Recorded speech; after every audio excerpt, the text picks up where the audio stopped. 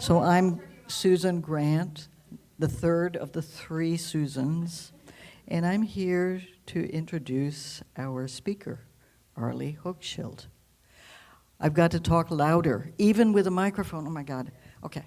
She's Professor Emerita of Sociology at UC Berkeley, and she got her bachelor's degree in industrial relations from Swarthmore, and her MA and PhD in sociology from UC Berkeley.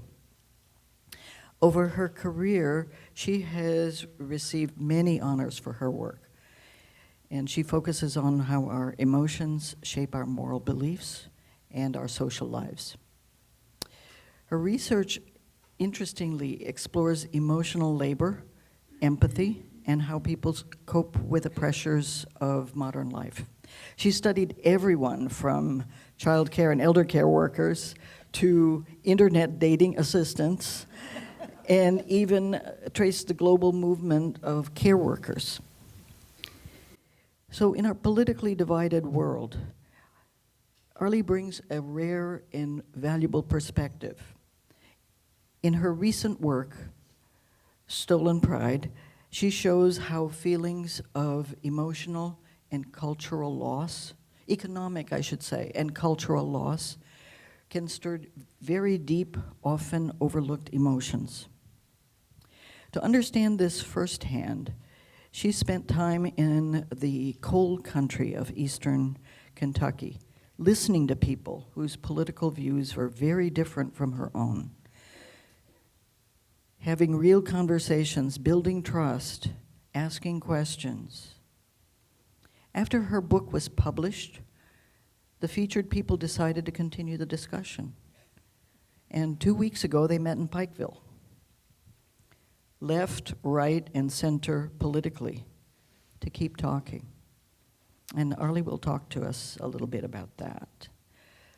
So her work is a really powerful reminder that empathy and understanding can bridge divides.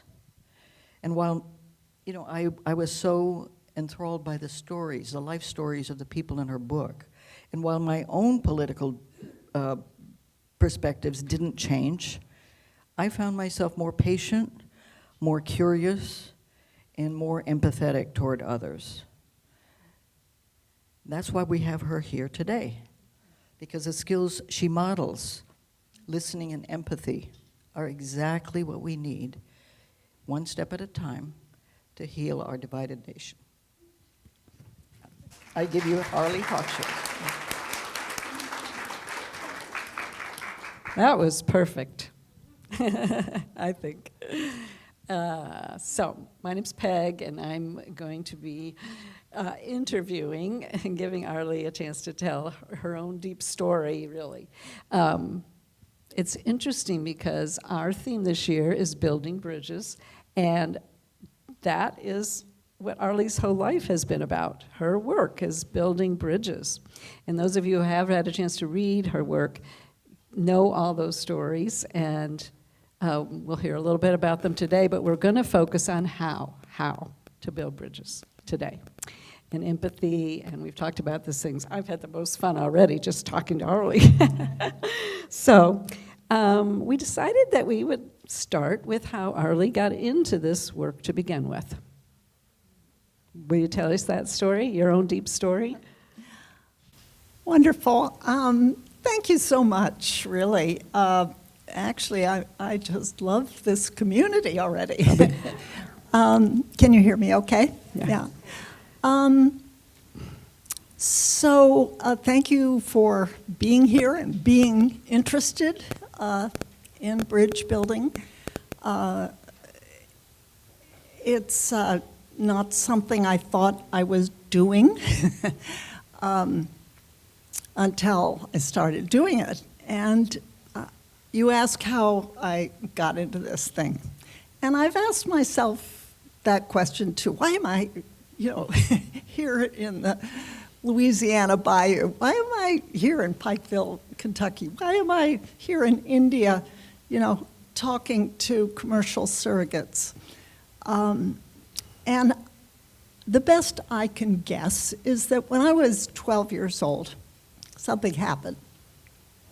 I thought I was living in a perfectly normal, average neighborhood. I went to a perfectly normal, average public high school. I had perfectly normal, average friends. I was a perfectly normal, average person.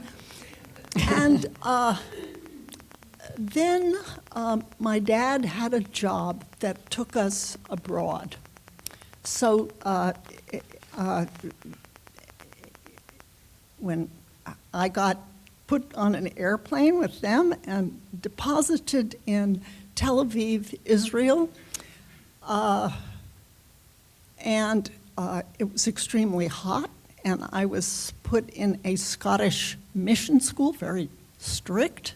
It was a day school, and I was the only American in this school, and I didn't speak Hebrew, I didn't speak Arabic, and so I found myself on the playground in this school, to beat the School of Jaffa, hour and a half, and I found I had too tall.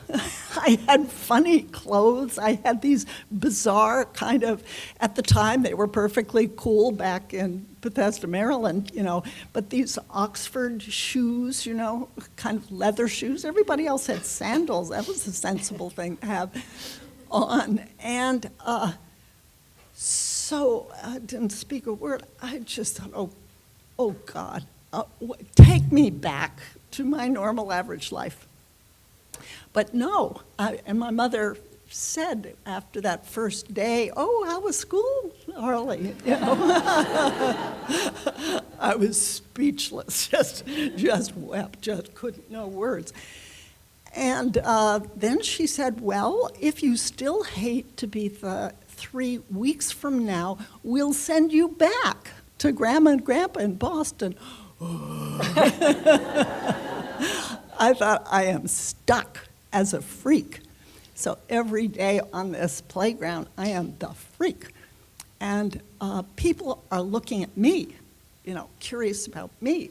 Funny shoes and too tall and doesn't speak our language. Is she dumb? Anyway, of course, when you're 12, you think you'll die. Hold it a little closer to your mouth. Okay. Is this better? Yeah. Sorry. Thanks.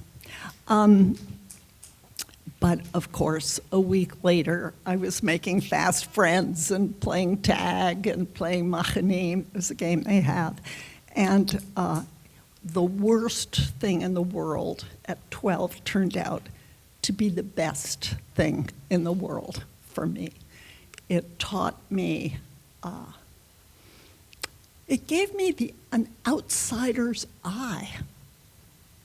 And it stuck. 2 years later, when we came back home, I didn't fit in there. The world looked small. My old friends seemed young. Everything, the neighborhood, no, that was segregated. I didn't know that. Whoa. So suddenly that perspective turned out to be my biggest gift. And when I discovered there was a discipline called sociology, I dove for it. I didn't just choose it, It corresponded to a way of seeing that wasn't associated with trauma, but associated with capacity to get to know people. And so that's how I got into this. Thank you so much. I love that story. I think we could all think back to when we're 12 or some point in our life, and I shared a story already with Arlie. So I'm going to change gears a little bit. I came across a quote in some of your work, or maybe it was an interview, and I want to go there. Each interview I do changes that person a little bit and me a little bit. It broadens our souls. So I love doing it. So we're about souls here, and I'd like to hear more about that. Yeah.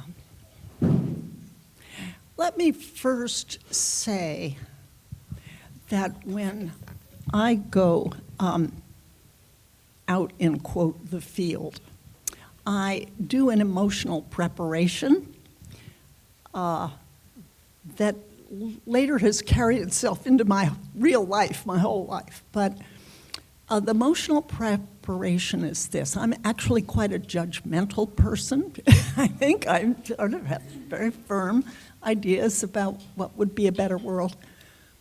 And I take my own alarm system off. How do you do that? You do it. It's not hard to do. And you do it by saying, actually, the important thing I want to do is to make room for myself to listen, to really take in the whole person that I'm talking to. Take them in. And you can't do that when you have a guard up. Oh, well, I want you to know who I am. No, you're getting rid of the guard. You're getting rid of this is who I am. That's not what you're doing. That's not why you're there. You know, you already know who you are, in fact, pretty well. Certainly by 85, I do. And so you don't need that guard. And what you're trying to do is really, really absorb that person. So, where was I going? That's kind of what you do, but you come away, I think, really, I do feel different because, you know, for me, the joy of doing this kind of work is I'm a story collector. You know, I kind of am always, and then I live with the stories, you know. Going to bed, my husband will say, what are you thinking of? Well, I'm thinking of the story that I just heard, and it's haunting me, it's with me. So I think we know each other and we influence each other through stories. And so that's how I get changed. I'm living with a bunch of new stories that I didn't have before. And they get changed too. Yeah. Yeah, that's the real exciting part. That's the amazing part, that when we really listen, we can change ourselves and the other. So this alarm system thing, I think, is really important. I talk to people all the time. We don't have to go to Louisiana or Appalachia to find people that are different and think differently. And it even could be about what we're going to have for dinner. People closest to us. So this alarm system, and you make it sound like, okay, I just decide to turn it off. So does it stay off? You're in a conversation with somebody really different. How do we really put this into practice? Yeah, it doesn't automatically stay off. No, we have to keep it off. But I wanted to tell you a kind of a touching story of evangelical gospel singer, a woman that I met in Louisiana. And we were at a gumbo cook-off. This was from strangers in their own land. And she said, "Oh, I love Rush Limbaugh." And I thought, holy shit, you know.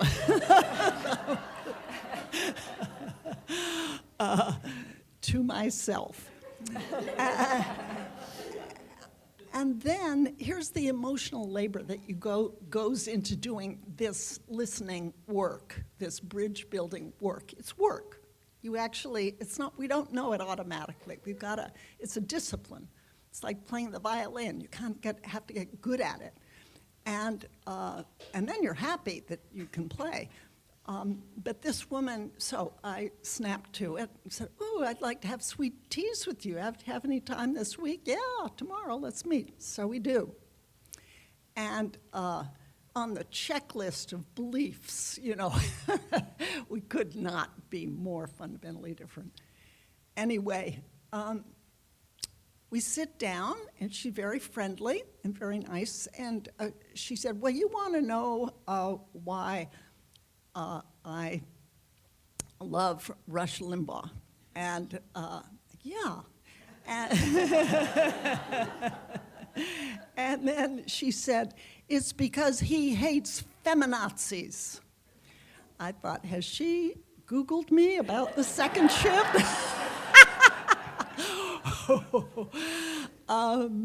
No, she had not.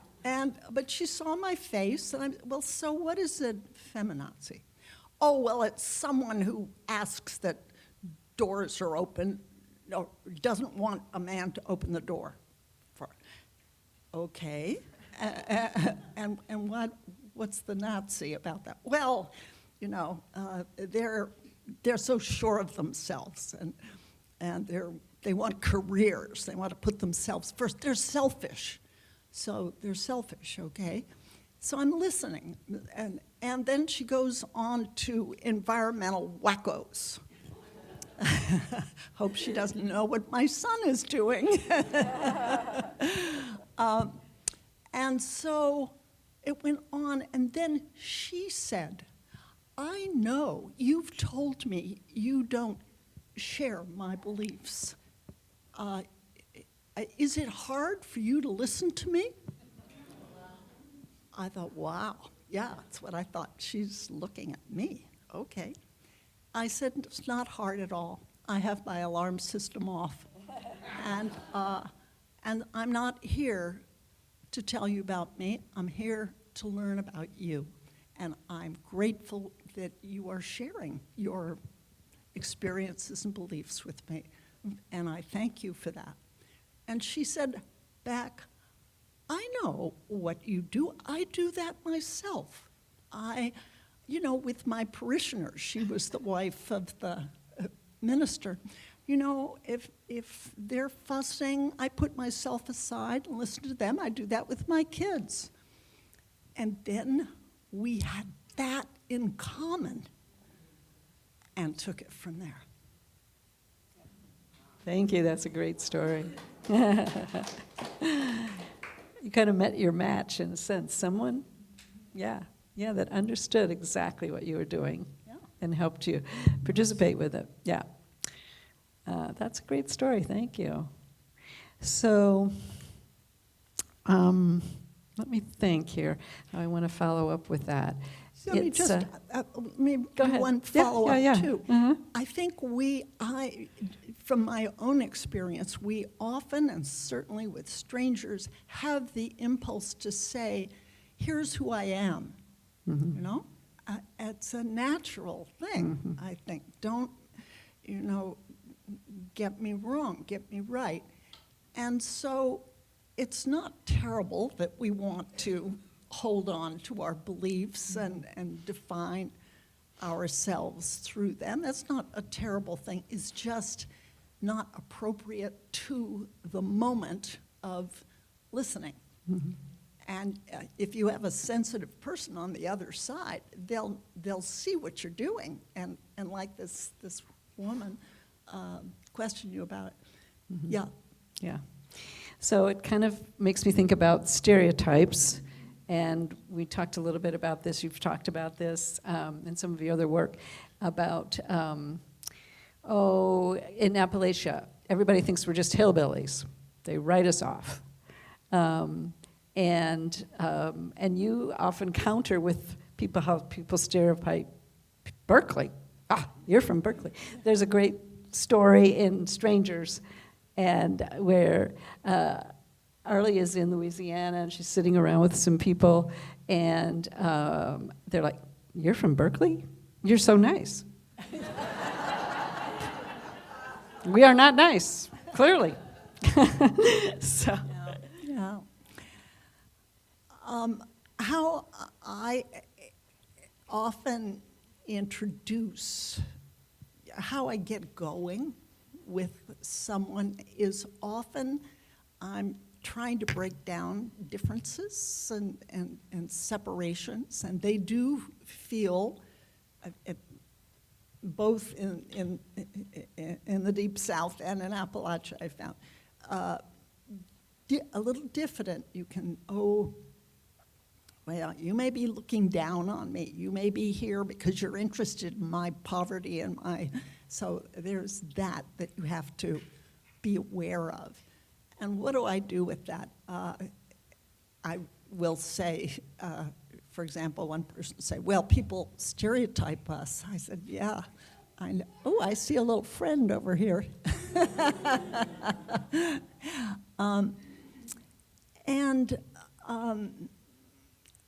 I'll say, yeah, I'm from Berkeley, and people stereotype us, too. And if you say it like that, they'll say, oh, well, okay, I guess I do have my thoughts about who you are. And I'll also say, you know, my grandma grew up on a small dairy farm in Turner, Maine, and I worked in the garden, and she'd hold her crutch up and say, Arlie, that broccoli needs attention over there. So, you know, that just kind of says you're not a professor, you know, you're a person, and you've had experiences. And I'll talk about my father's Boston accent. You know, for him, I'm Arlie. No, I'm Arlie. You know?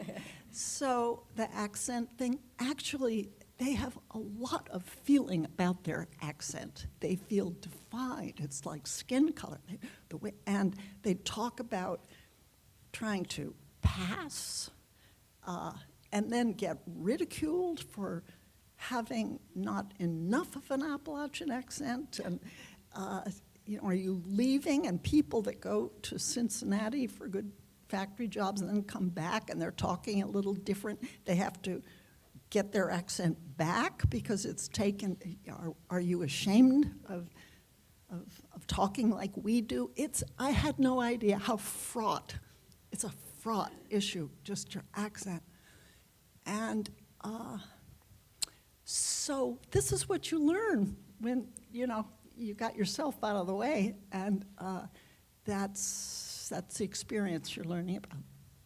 Thank you.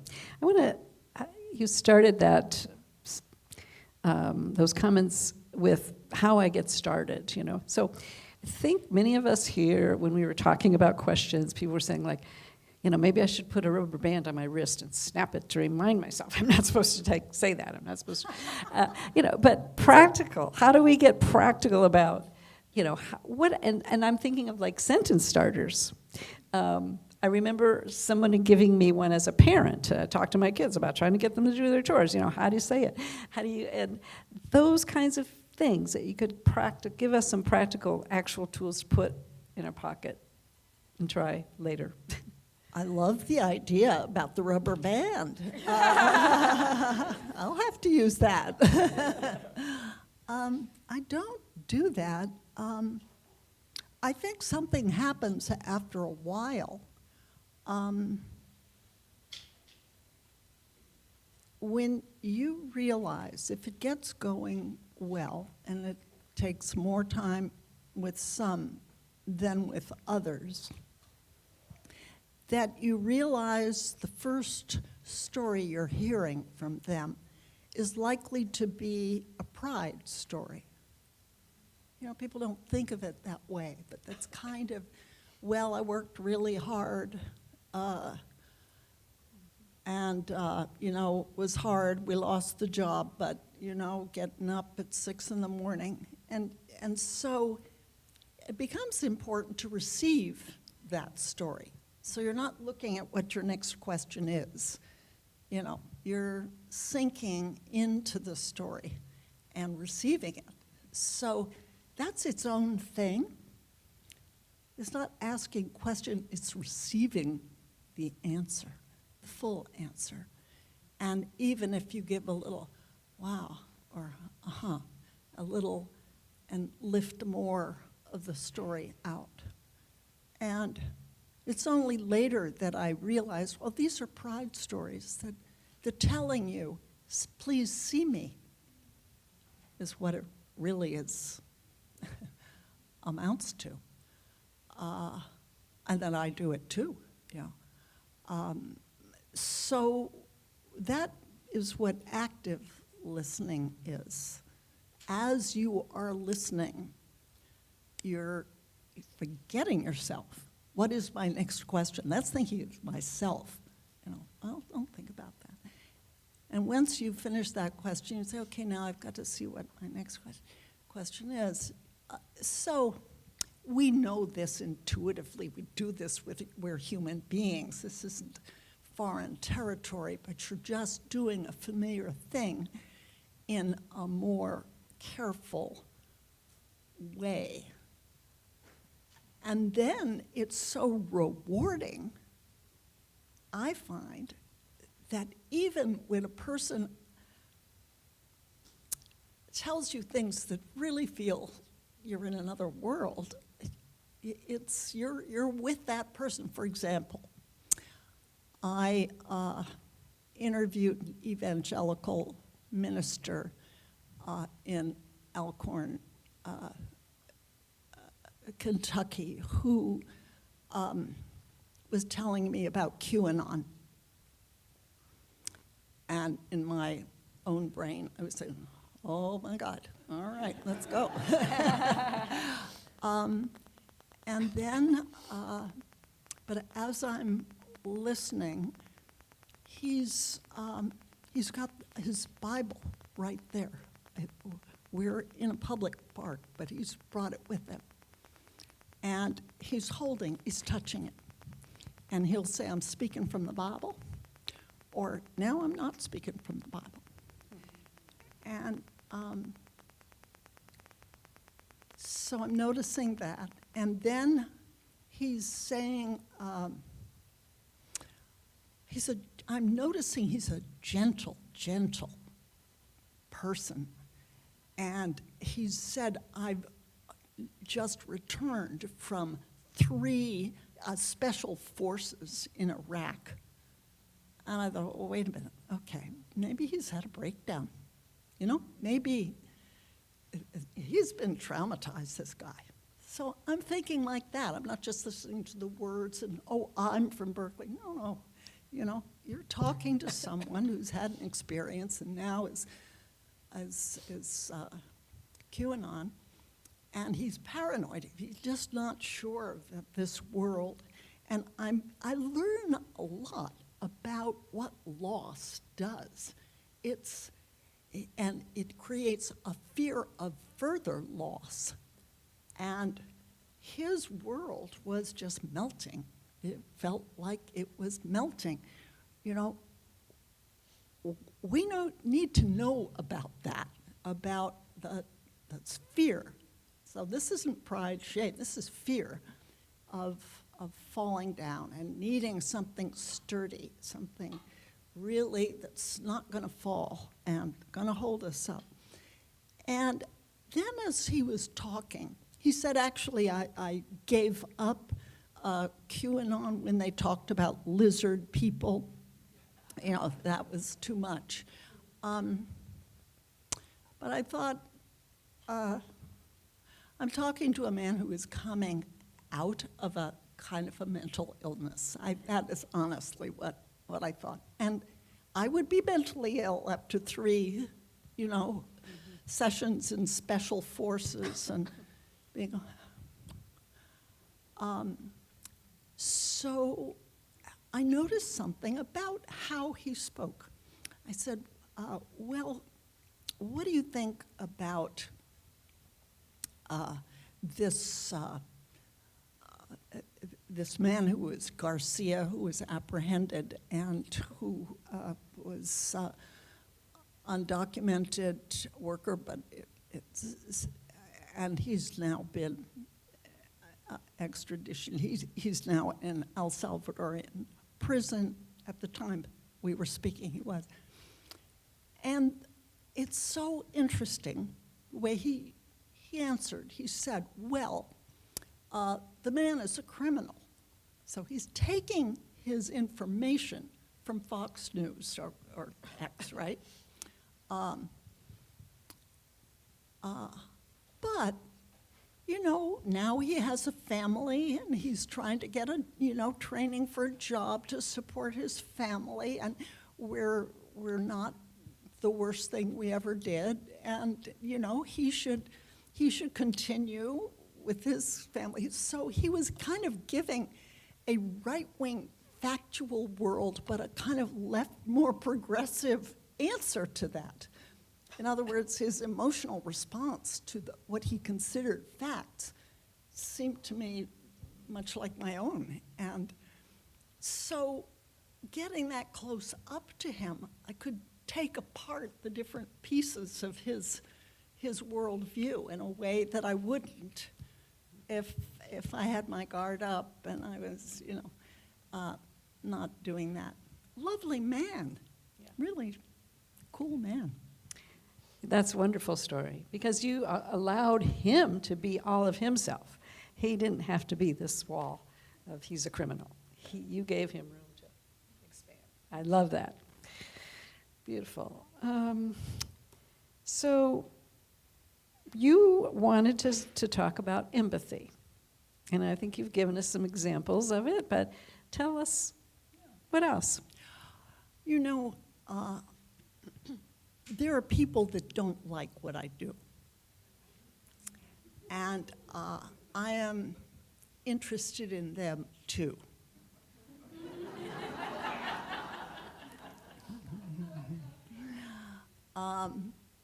And here's my best take on the people that don't like what I do. Many of them are kind of hard-nosed male reporters, who get the story and come out, kind of tough guy stuff. And they do very important work, I think, but I don't like their orientation to my kind of work. There are people who feel, when I come back from a trip, oh, why did you go? To what's with you? Isn't it nice here? Yeah. So I get that, but I also, like I did an interview with Matthew Heimbach, who's a neo-Nazi guy I discover is on the spectrum and never knew his father and has his story. Scary guy. So one person said, why would you talk to him? I mean, yeah. And so that interests me. And I think that very often empathy, the whole idea of trying to step in another person's shoes, trying to really understand their experience, feels frightening to some people, because it's as if empathizing with some person is putting yourself in touch with a communicable disease. That somehow, if you really get to know that person, you're going to be polluted, contaminated with that disease. So that's one source of misunderstanding. The other source of misunderstanding is that to empathize with a person is to give in, is to the other side, to give them space, to not defend your own position. It's too girly. It's like, handing over the armament. This is a war, don't you know? And this girly thing of, oh, tell me how you feel, is weak. It's weak and feminine. Those, I think, are the two kind of prejudices that I think people have toward this kind of work. And they're both based on a flawed presumption that empathizing with another person is the same as identifying with that person. These are two entirely different things. And So that's, I think, the first kind of mistake that such people make. And the other is not to see the real situation that we are faced with. I believe that learning to empathize with others is like, we're like the code breakers in Bletchley Park outside London and World War II. We're breaking the code. We get to see, get to know what is being communicated from one person to another in the belief system that's countering your own. So if you turn off your alarm system and you are really listening and you're doing it with empathy, you're doing a really important thing that will help solve, I think, not the only thing, but it will help solve the problem we're faced with, which I see as this. Backing up a little, we've had, now I'm getting a little structural, but just for a second, 3 decades of globalization and automation. Some sectors have fallen and suffer loss. Some have been raised. We in the progressive community happen to be in the lucky sector. So it's almost like the Democratic Party is the upwardly mobile party, and the Republicans, although there are many billionaires, are in the falling, downwardly mobile. That's the psychology of them. And we're tuned out. What's really happened is that people in these downwardly mobile sectors have turned to both parties, left and right, and found no answers to when the bad news is going to stop. And that has frightened them. And so they've turned to a charismatic figure, a magic man, who's promising them a way out. Max Weber tells us about the 2 different kinds of leadership. One is rational, bureaucratic leadership. That's Joe Biden. Don't look at me, just look at all the things I've done. That's one kind of leadership. The other kind is charismatic. Don't look at what I've done, look at me. And I, through emotion ease, am going to talk to you and have you, I recognize who you are and come with me. In fact, a transmigration of souls. I am you. This is the language. If we tune in, if we become bilingual, if we learn rational, we can read rational thought very, very easily now. But we need to get as good at the other language, the language of emotion, because there's a logic to it.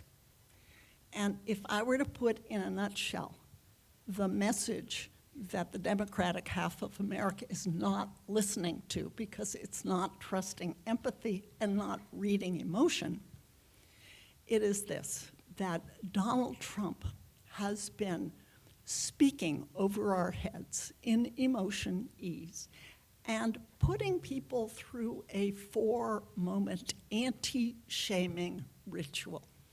He's talking to people who are afraid of, who have fallen, afraid of falling more, ashamed of it because they're very individualistic, and and then we on our side have been shaming them, so double shame. And he's speaking in emotionese to them in a 4-moment ritual. Moment 1, Donald Trump says something transgressive. He says, Haitian immigrants are eating your pet cats and dogs. Okay, that's fact, and he repeats it. He's like an advertisement, just again and again. Moment 2, the punditry shames Donald Trump for saying such an absurd thing. How can you say that? It's not true. I mean, you repeat things, don't you know that hurts people? So punditry, who's that? The commentators, MSNBC, politicians, humorists, they shame him. Okay. Moment 3, Donald Trump becomes the victim of the shamers. Do you know how hard it is to have people putting you down and saying you're stupid and calling you a liar? Imagine that. And it's so hard. I know you know how hard it is to be shamed. You, my followers, my MAGA people. And they are doing to me what they want to do to you.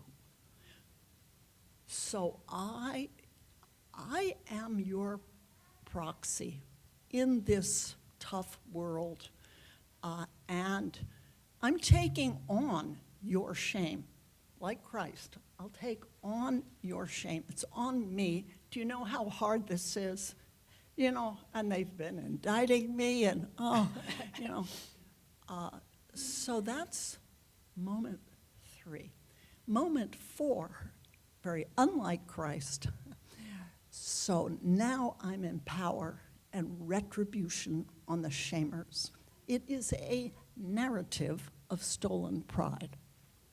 And that is holding, I believe, the right-wing followers in place. It is that narrative. But I don't think people have been reading the narrative because they've tuned out emotion and empathy. So that is why I think it's important for us to kind of tune in to what can be dismissed as crazy message, but it's not crazy to people that are predisposed to it. Thank you for taking us through that. I heard that before, and I really appreciate hearing it again. It's so clear from a sociologist. Yeah. Thank you.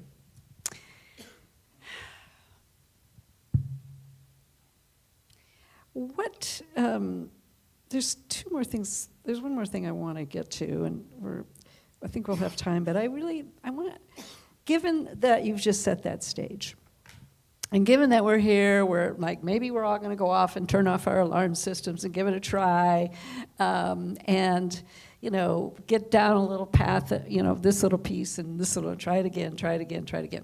But what if you stepped back, Arlie, what could you just say to us?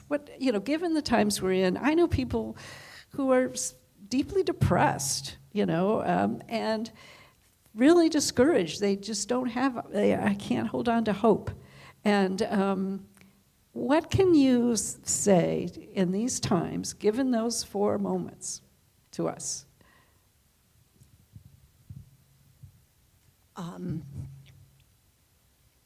First of all, being together in community is number 1. I think it's fantastic that you are all here. And if someone's depressed, they're probably not in community and probably alone. So that's the first thing. And Rebecca Solnit told a story once. She said, well, I was talking to a woman who said, oh, climate change, it's going so terrible, and Trump, is a fascist, and it was so terrible. And what can I do? I'm just one person. And Rebecca Solnit said, don't be just one person. Join a group.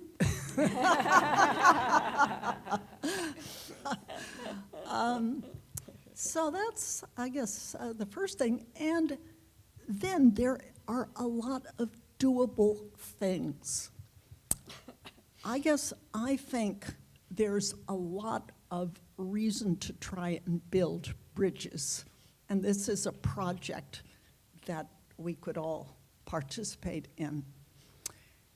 And it would take some doing, but can be done and can be very rewarding. I think there are 3 reasons to do it. One is it's always good. When you see it's a tremendous polarization. I've talked to people who said, oh, this is like pre-Civil War. We don't have anything to say to each other. We hate each other, you know. And Trump himself, of course, is polarizing us. That is a strategy. Anybody critical of him, he wants his base to hate. Right? That's what's happening to us, and we need to counter it actively. First, because it's a good thing to do in general, to be nice to your neighbor.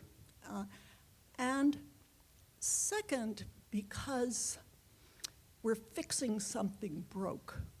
There used to be a strong labor union movement, and it was the middleman between the working class and the Democratic Party, and it's gone now.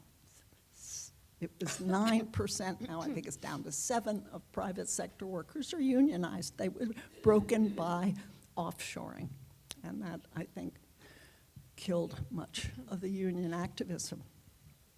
So that's the second reason we're needing to make up for something that once was there and worked. And the third is that I can be wrong, this is highly speculative, okay? So just hold it lightly. That we may be in for a crash, and if prices go up, I'm thinking of MAGA voters. Prices go up so that groceries are more expensive on the one hand, and services are cut, Medicaid is cut, food stamps are cut, vet stamps are cut. There will be a tipping point for his base. And we need to put out a welcome mat for them, because where else would they go? I can tell you that, like the very gentle former special forces guy who I think had a mental breakdown, I think a lot of his, maybe it's just 10%, maybe it's 25% of his base are really part of a cult. That is, Trump has built a cult based on all we've talked about. And we know from sociological studies of cults that, you know, when hour 12, you know, rings and the rapture doesn't happen and people have given away all their money and they're standing on a mountaintop and they're not being swept up to heaven, they don't give up that idea. They move the fantasy a little. We need, so there are some people who I think are following Donald Trump in that spirit, and for them especially, to have a friendly, you know, welcome mat. Look, we have a lot in common. It's not hard to do that welcome mat. Yeah. Most people are actually independents. They're not Democrats or Republicans. And most people think that climate change is real and we should do something about it. Most people think we need some kind of floor for, you know, your children should be eating 3 meals a day, whatever social class they got born into. So it's not hard to say we have a lot in common, and we don't have to agree on everything to cooperate on something. So I think those would be a healing message for people who are on the edge. That is the third reason for why I think this is something we should do. Thank you. That's actually Christian. Maybe we can be Christians, or just good people of any religion. Thank you. I'm going to ask one more question. This is the one I've wanted to ask since I heard about this opportunity. And it's the part of your book, Strangers, that I told you earlier made the most impression on me. It changed how I thought. It woke me up in that sense that I could understand. And that is the line. I'd love to have you tell us that story of the passage of the line to the American dream. Yeah. This is the It's the basis of what I call a deep story. And we have our deep story, I think, too, and they have theirs. I'm talking us and them. And their story, how if you put together the 1,000 things they say, stories they tell, it amounts to this. It can be said through a metaphor. You, let's say, are a man, you're a white man, you're a blue-collar white man. You're waiting in line, and the line leads up a hill to the American dream, which seemed actually on the other side of that hill and hard to get to. And the line hasn't moved. One guy said, I haven't had a raise in 2 decades. You're not looking at the much longer line behind you. You're just riveted on the space between you and that American dream. And you feel in yourself you're not a prejudiced person, and you're not a mean person. You just want to get ahead, and line is not going anywhere. And then in this right-wing deep story, you see a line cutter. Well, who's that? That could be a professional woman, such as myself, kind of getting into a line, and a profession that was always male. It was blacks coming in and looking at white jobs. It's immigrants coming in. It's refugees. And there in Louisiana, even the brown pelican that's endangered,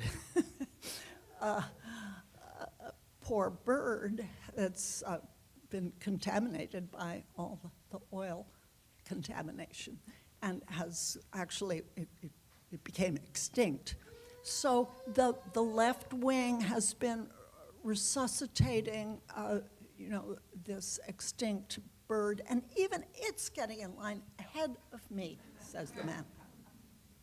Well, how ridiculous these Democrats are. Can you imagine that? This bird is kind of flying on in.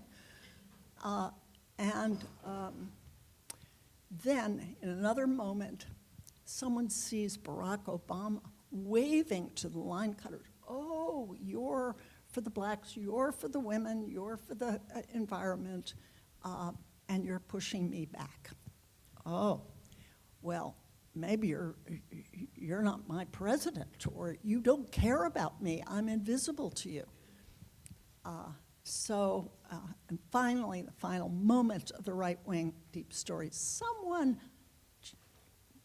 ahead of you, more educated than you, kind of like you, but someone from Berkeley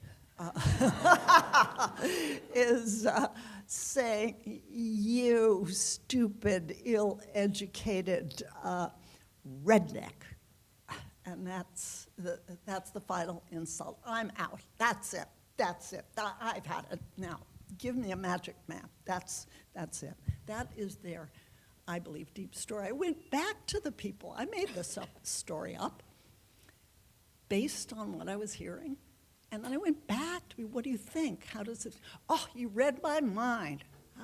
Yeah, I live your narrative. Yeah, absolutely. And one woman said, well, you've left something out. The people who are being blocked in line, they're paying the taxes of the line cutters, and so I put that in. Okay, that's your story. I tried that out in Appalachia, too. And someone said, yeah, that story goes for us. Yeah, we see it that way. But you need to add something, because now this is later, 6 years, and Trump is on front and central, to say the least. And he said, there's a bully in line. That's a bad bully that hurts us and is stopping us from getting to the American dream. But there's a second good bully. We know that that bully is mean. We know he's not a nice person, a womanizer, cheat, but he's our bully. Right, Wayne, Okay, big story. we have to end there. It was perfect. Thank you so much, Arlie.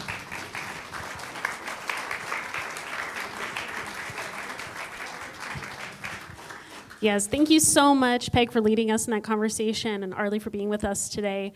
We're going to take a break until 10:50, so please help yourself to the snacks in the back, refresh yourself.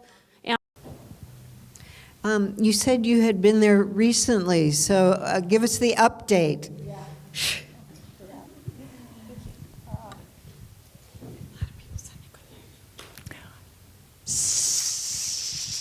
So, yeah, 5 days ago, I got back from Pikeville, Kentucky, where we had something like what you've just done. And these were people that were drawn from my book and got curious about each other.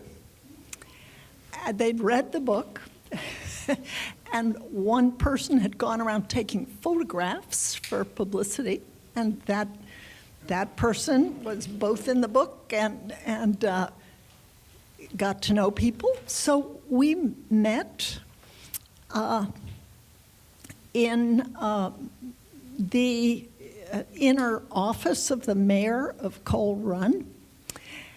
And there was a PBS team that was kind of to the side. And at first I thought, oh, we don't need cameras. People really want to talk. And then I thought, no, they love the cameras. And actually, one of the very first laments I heard is nobody pays any attention to us, nobody knows we're here, they don't care. Well, here was a caring, observing presence, so I thought, no, this is actually great. And it was wonderful. How the minister, Rob Music, who in the book is a bridge builder. I talk about two kinds of bridge builders, one that goes that has two life logics. One is you do well, you want to give back, you reach out. The second life logic is you sink down to the bottom. And then you're not afraid of shame. You know, the first, you don't have to cope with it. And the second is you overcome shame. And you reach out from there. And a 12-year recovering heroin addict, James Browning in the book, extraordinary man, is the reach out person from there. Extraordinary. Anyway, this was led by the minister, who himself comes from a very difficult, hard luck, Ohio, blue-collar background. And he began by saying, I hope that we can be open and feel unafraid to say what we feel. But I'd like to, he said, start with a story from our experience of how we got pointed toward the politics as adults we developed. Is that a good? That was how he started, and that's how we went around. And they want to meet again. So, and after it happened, and after the PBS thing began, Rob and I got an email from 2 women in Indiana. Hey, we want to start a holler log here. So. Wonderful, thank you. All right, I'm going to come around. No, you do need the mic. Everybody does. What do you do with people? Oh, because of the recording? Okay. What do you do with people that don't want to talk to you? I let them be there. I mean, we don't have to talk. But we just in conversation now with a woman who was dealing with a friend who didn't want to talk. And I thought to myself, how would I handle that? I wouldn't bring up a difficult conversation, but she'd say, well, what's going on with you? And I'd say, you know, I've had a fun experience. I've started a group that's doing bridge work, and I'm reaching out to people that don't agree with me. And it's a beautiful day out. You just say that that's part of your experience. They don't have to join you, but they now know that this is part of your experience and a good part of it. Great, thank you. Yep, absolutely.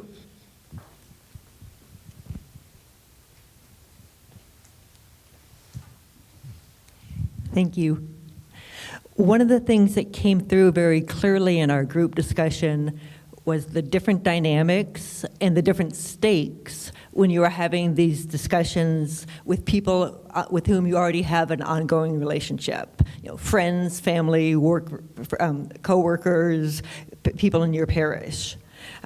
It's a much higher risk, but if you don't take that risk, you're dooming yourself to a superficial relationship. So can you talk a little bit about that difference?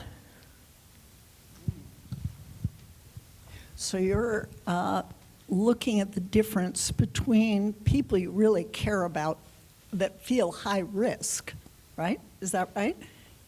Where you've got a lot's at stake and you don't want to jeopardize your connection with them. And other people that actually you can jeopardize it and it won't end your life. Okay. Well, with the people that you really love and care to keep a connection with, I think the message is first, go slowly, but say, is this something that interests you? In other words, get their buy-in. If they say, actually, no, I'm too afraid of it, we don't agree, bad things could happen, okay, leave it be. But ask them, is this something that would be of interest to you? I've run across this, and we're talking about it in my, Catholic discussion group, and I'm just wondering if that's interesting for you. So get their agreement, and then take it from there and say, I've never done this before, I'm not coming in with a 5-part, program, but, and then go from there. I would go to what I'm imagining we do agree on, food for children, or, no world war. Is climate an issue? By the way, I found climate is an amazing crossover issue in Kentucky and many red states. They want that Biden $1 billion money that has that is going to states for renewable energy. They want that. And Trump is way to the right of most Republicans on climate. And so Trump is trying to claw that money back. And I've talked to Trump supporters in Kentucky who say, we want to put solar panels on all those 52 sawed-off mountains in Kentucky, develop the economy, and green is good. Now, so anyway, that's one of a number of unfocused on points of commonality. So I would start there. Thank you. Okay, to you and then. I just wanted to follow up with the woman's question behind me, and I didn't see who actually was talking, but one of the things that came up about just familial relationships, which seem to be the hardest, is that a consensus in our group was you decide to just close the door and be done. And I just wondered what your opinion was on that.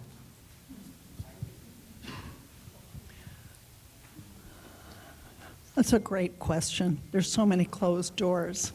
I think people are frightened of opening that door, and it's reasonably so, because the skill of bridge building is not part of the American cake of custom, I think, and we have been and are being split, us and them, polarized as a political strategy. It's in the culture now. So we have to, I guess, my personal thing would be to say that polarization seems frightening. We didn't used to have it, when I was younger. There were Republicans and Democrats, but it wasn't like this. And say, it makes me sad that it is like this. And then I would maybe add, there's kind of a movement, a bridge movement, where people are trying to figure out the best way of getting to common ground. And you can say that there is a Norwegian term, and I got this from a Danish friend, for communities of difference. And the principle is you get together, you have fundamental differences. You know that going in, but you don't leave, And what you do is abide by the principle of you don't have to agree on everything to cooperate on something. And then in your conversation, you explore what that something could be. Thank you. Good morning. I have a sort of a comment and also like a segue to a previously asked question.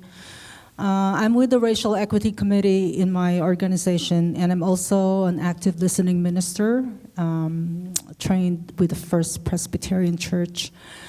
But I wanted to just make a comment that gave us 2 ears and 1 mouth, and I feel that if a question is asked, the silence can also be an answer, and to honor that silence, because just don't take it personally.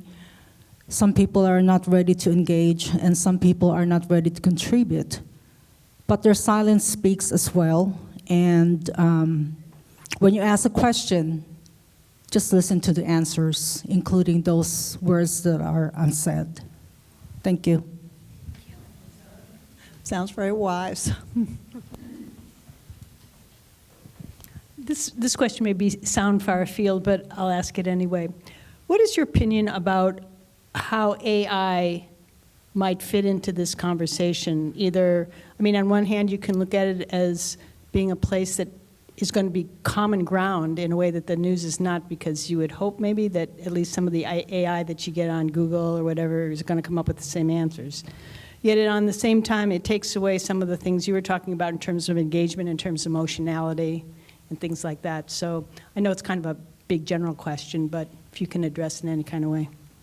It's a great question. I don't think I have an answer, but I'm reminded of an email I received from the minister in Kentucky that helped me conduct this Hollergate. We called it Hollergate Holler log instead of dialogue, Holler log.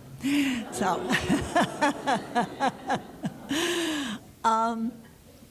and he asked me, do you think that doing this bridge building would be harder in cities than in country? Because we had a good experience last week. And at first I wrote him back, no, it'd be the same. And then I thought, wait a minute, I think I'm wrong. And there is more friendliness in the country. And so I said, it's probably easier actually in the country and next harder in the city, and the hardest of all among those who are on the internet all the time. And they're not really talking to anybody. They're getting their news filtered, and AI kind of just enters in to exaggerate the problem. I think there are those who say it can be good. And I'm sure, I mean, AI is amazing, actually, but for research purposes and all that. But destructive here. I think you need face-to-face, voice-to-voice contact, basically, to open people's hearts and alter their thinking. There's two statistics that will break your heart. On the one hand, studies have found that people on the liberal left side are more likely to break off contact with people that don't say something they don't agree with than are people on the right. That's finding number one. Finding number two is people on the right, who are often in rural, semi-rural, blue-collar suburbs, are more likely to lower their temperature on a particular topic if they are sitting voice to voice, face to face like this in immediate human contact.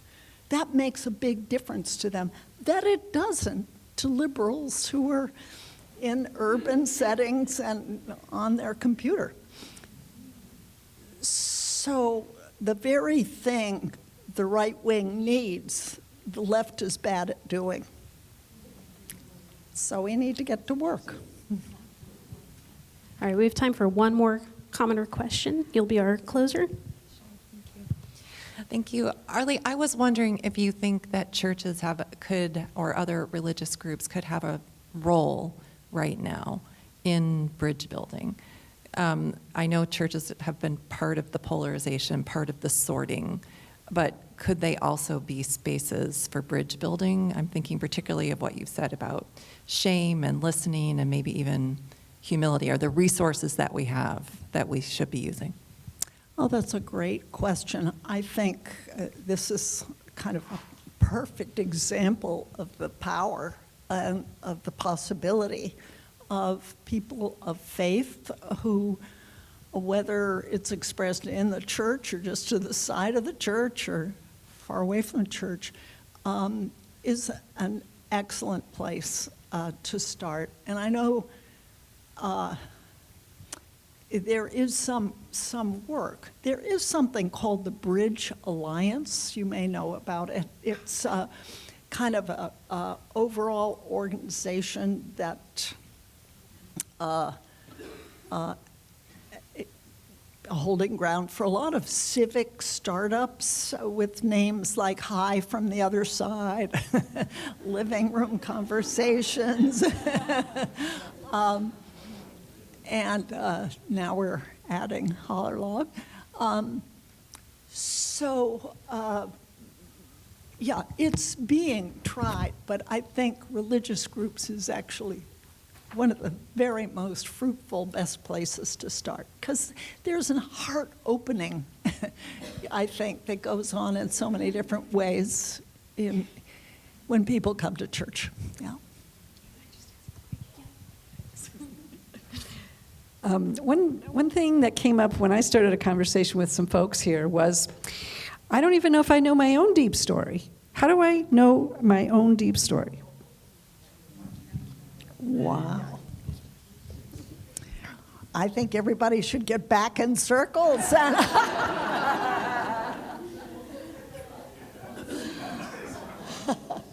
I think it starts with asking ourselves that question. And we can be slow to come to an answer. That's okay. but get cooking now. Thank you. That's a great question to close on. Please join me in a round of applause again for our speaker today.